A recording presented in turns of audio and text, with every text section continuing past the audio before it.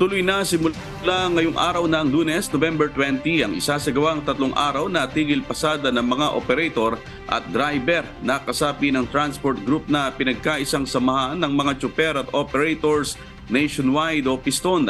Ito'y bilang protesta sa ibinigay na deadline ng pamahalaan para sa consolidation ng mga prangkisa ng mga tradisyonal na jeep sa December 31. Muling iginit ng mga ito na mawawalan sila ng hanap buhay sa planong PUB modernization ng pamahalaan. Naniniwala ang Piston na hakbang ito ng gobyerno upang i-phase out ang mga tradisyonal na jeep. Ayon sa Piston, tinatayang aabot sa 100,000 mga jeep ang hindi papasada ng 3 araw bilang pakikisa sa transport strike. Gagawin ang tigil pasada sa 20 protest areas sa Metro Manila, partikular sa Quezon City, sa Novaliches, Pilcoa, Litex, pati na sa Alabang. Mayroon din sa mga probinsya ng Southern Tagalog, Bicol at Cebu.